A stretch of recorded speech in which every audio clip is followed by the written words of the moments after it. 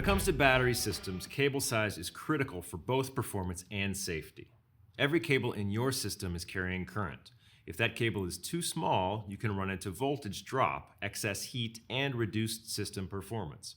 In more extreme cases, undersized cables can become a safety issue. Cable sizing is based on two main factors: the amount of current flowing through the cable and the length of the run.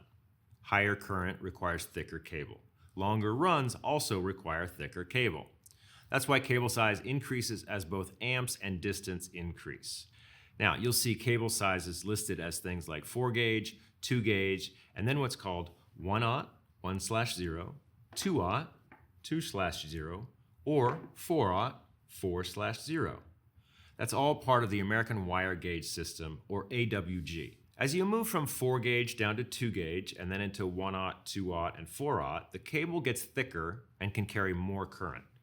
So for higher power systems, especially when you're running larger inverters or higher loads, you'll typically step up into 1-aught, 1/0, 2-aught, 2/0, or even 4-aught, 4/0 cable. A good rule of thumb is to size your cables based on your maximum continuous current and to aim for minimal voltage drop, typically around 2 to 3%. If you look at the chart on screen, you can match your system current and cable length to the appropriate wire size. And when in doubt, it's always better to go with a larger cable. Proper cable sizing is not optional. If cables are undersized, your system will not perform correctly and can create heat and safety issues. Getting this right ensures your Battle-Born battery system operates safely and delivers the power it was designed for.